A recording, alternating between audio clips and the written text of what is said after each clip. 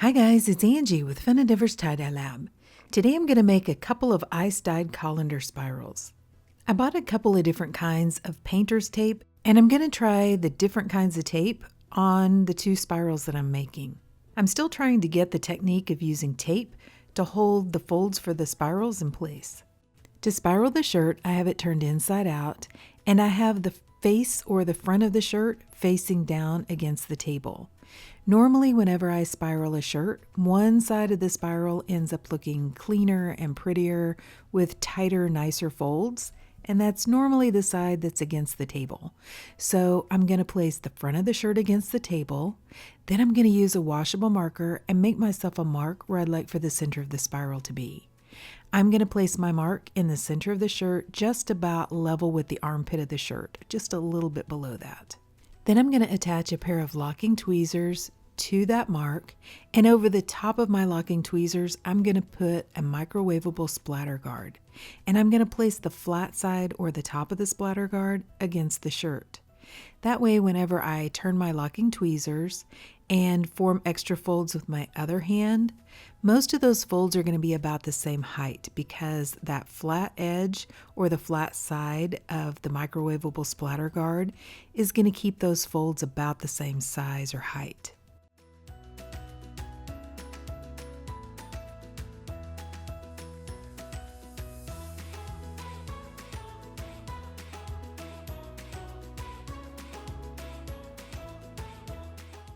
Okay, so now that I have the shirt spiraled, I'm going to pull out one of the new rolls of tape which I purchased. This one is a Scotch brand. It's Scotch Blue Painter's Tape, and it is almost an inch in width. I think it's like 0.94 inches.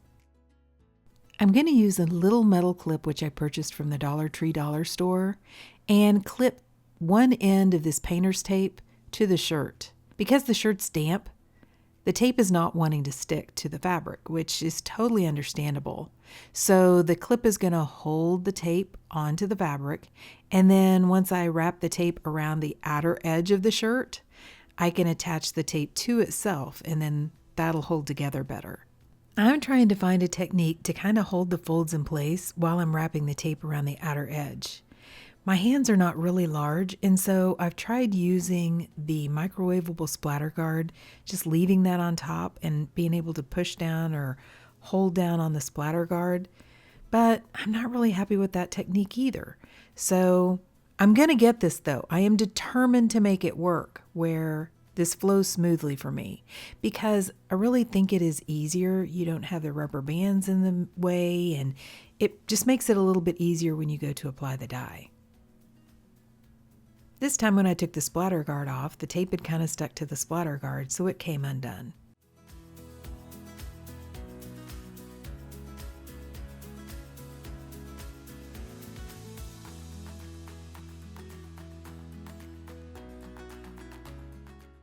Okay, so I finally got it to work. It's not super secure, but the tape is around the outer edge. And I'm going to place this shirt aside and do the other one and try a different kind of tape.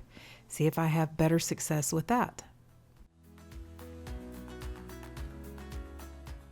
I'm going to go ahead and speed the video up because the spiraling process is going to be the same for the next shirt. But I am going to use a different kind of tape, so I'll be back for the taping process.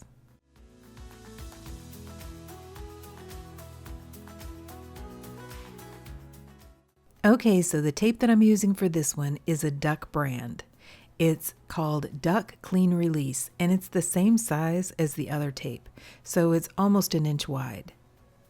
I'm going to do the same process for trying to wrap the tape around the outside of the spiral. Right off the bat, I can tell you that this tape is not quite as sticky as the Scotch brand. I think this would be great for a painted wall where you're trying not to damage the paint, but for this project, I actually think I prefer the Scotch brand.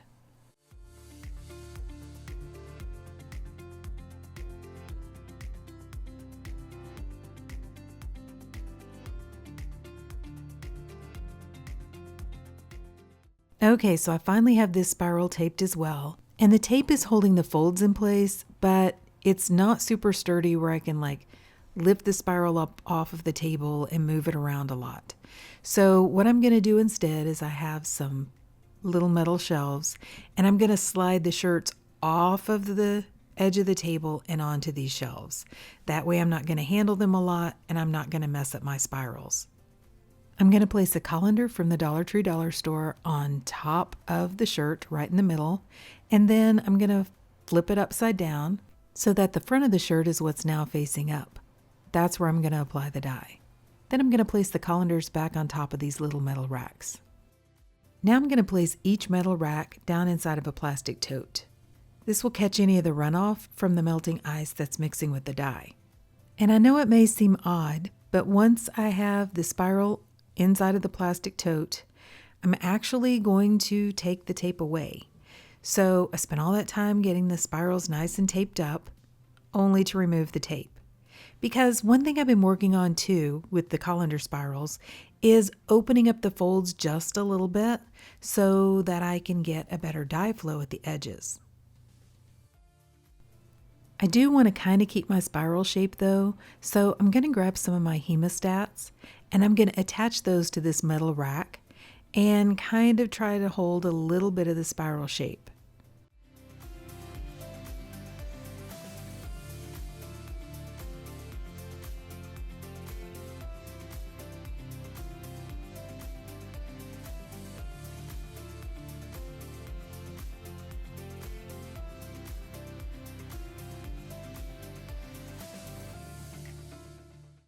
So for this first shirt, I'm going to use Delula Company colors, and I'm using Chocolate Cherries and Riptide.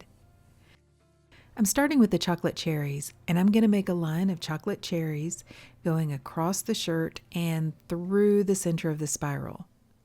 If you take your colors through the center of the spiral, or at least up to the edge of the center of the spiral, then all of your colors are going to originate from that same single source area, which looks really cool.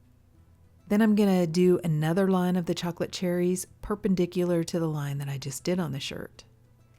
I'm extending the color a little bit down the outer edges of the shirt. Of course, that's where the fabric gets a little bit more loose, so the colors are not nice defined lines down in that area. Now I'm going to do a line of Riptide in between the lines of chocolate cherries. I'm not going to put the Riptide right in the very center of the spiral though, because I've got that area filled with chocolate cherries. If I place Riptide on top of the chocolate cherries, there's a possibility that those two colors could mix together and kind of muddy or muddle the center of that spiral, which I don't want. I want the center to be more defined.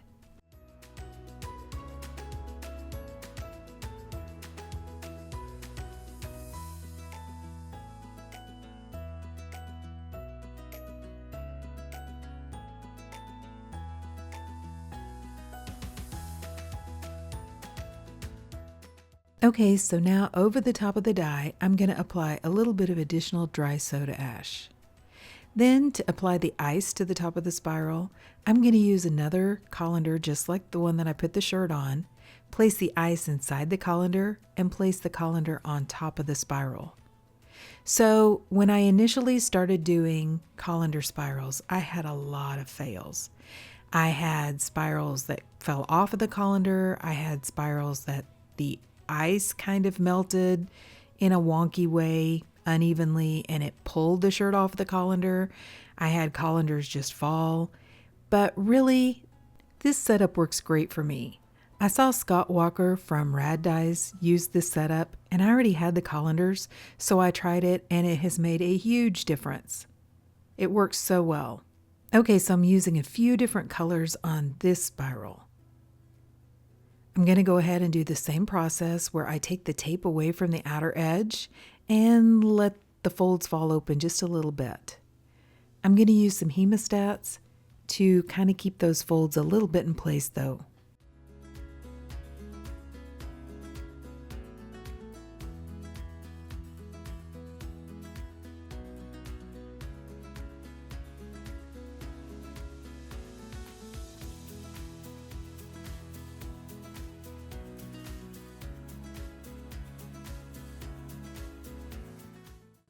For this shirt, I'm starting with Strawberry Skies from Happy Cat Tie Dye, and I'm going to place the Strawberry Skies basically the same way that I applied the dye to the first shirt.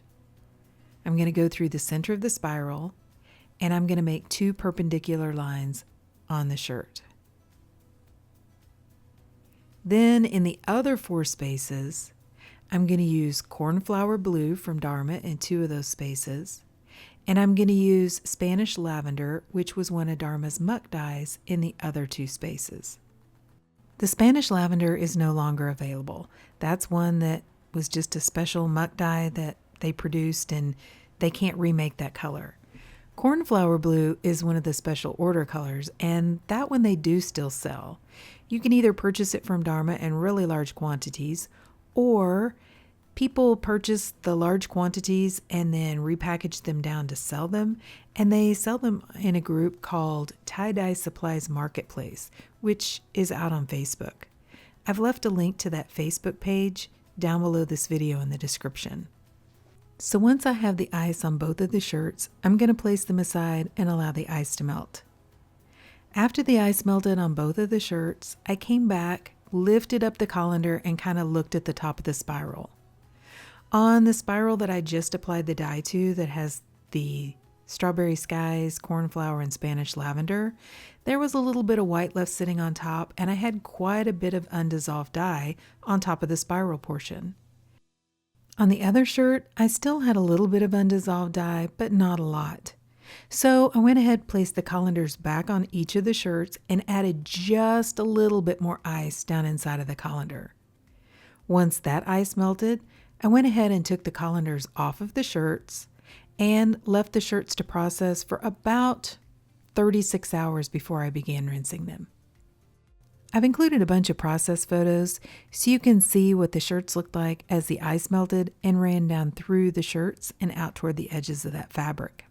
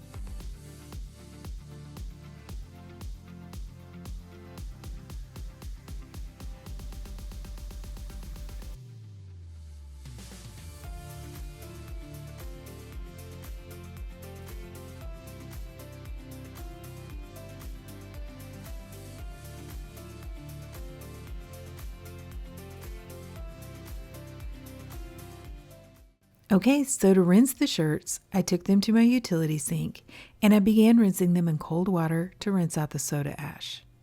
Then I took them off of the colander, warmed the water up to hot, and continued rinsing in hot water to rinse out the excess dye that didn't bond with the fabric. Instead of rinsing each shirt for a really long time, I went ahead and ran some hot water in my utility sink, added some Blue Dawn dish soap to the water, placed the shirts inside, and allowed them to soak. When the water cooled off, I changed it out, and I continued that soaking process until my water was remaining almost clear. Then I put the shirts, along with some Dharma's professional textile detergent, into my washing machine, and I washed them using a hot water cycle. Okay, so I've washed, dried, and ironed the shirts, and let's see what these spirals look like. Okay, so what do you guys think? This is the very first one that I did, the one where I used the Delula Company colors of Riptide and Chocolate Cherries, and I think this one is really pretty. I love chocolate cherries. Chocolate cherries is where that darker kind of burgundy colors coming in from, the kind of pinky colors. It's just such a pretty color. And then the Riptide is kind of the blue and the more purplish color. I think that one's a really pretty color too. Okay, so if you remember, I applied dye to the front part of the shirt. And when you look at the front and the back side by side, the front is a little bit more darker or more vivid than the back of the shirt, which is the reason why I applied the dye to the front. You know, if one side's going to look a little bit brighter, I want it to be the front part of the shirt. I also really love the way the dye flows. After it gets kind of outside of that main spiral portion, right in the center, it starts to just kind of flow, and I really like that. I like that dye flow. I think it looks really pretty. Remember how I mentioned that I wasn't going to take both of the colors through the center of the spiral? You know, you can add all of your colors into the center of the spiral, but you can't take one color all the way through and kind of fill up the center, which is what I did with the chocolate cherries. So the center of my spiral is nice and defined. It's not kind of muddy looking, and I think that looks really pretty too. So I love this shirt, love the color splits, love the dye flow. I think it's really pretty. Okay, so let's look at the other shirt. And what do you guys think about this one? I think this one is really pretty too. Of course, it's a totally different color palette, but I really like how these three colors work together.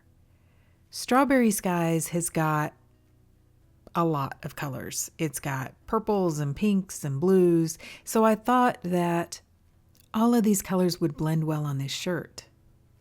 Just like on the other shirt, I applied the dye to the front of the shirt, so the front is a little bit more defined. And I love the dye flow on this shirt. I do have a little bit of white left up at the top, and I'm not totally surprised by that because I did notice a little bit of white left on this shirt whenever all the ice melted. I could have gone ahead and added another layer of ice to try to get rid of some of that, or I could have added a little bit more dye in that area. But honestly, I wanted to see what my dye flow was going to look like. I didn't really want to mess with the design too much. I wanted to just kind of let the shirt be organic, let the dye flow naturally, and just kind of see what I came up with. So there is a little bit of white, but I'm not disappointed with it. I still think the shirt looks really pretty. And if you'll notice on both of these shirts, because I did go ahead and take the tape off and let the shirt open up just a little bit, that's the reason why I get that really cool dye flow just outside of the main spiral. If I would have left it spiraled a little more tightly or left the tape around the outer edges, I wouldn't have quite as much flow toward the edges of the shirt.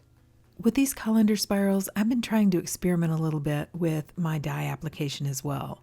So I've included a couple of photos of a couple other colander spirals that I did where I applied the dye just a little bit differently. So on this shirt, I made 2 lines of color, forming an X going through the center of the spiral. I've included a photo so you can kind of see the dye application after part of the ice had melted. So on this shirt, I have quite a bit of white left. And that was kind of intentional. I wanted to see how the colors split as they flowed. So on this colander spiral, I took the tape off around the edges, but I didn't really open it up too much. I did just a little bit. And I only applied the dye to the very top portion of the spiral, but I added a lot of dye up there so that there would be plenty of dye to flow down through the rest of the shirt. And I think this one looks really cool too. So I've been kind of experimenting with this dye placement and how much I'm adding to see where I can get the best flows.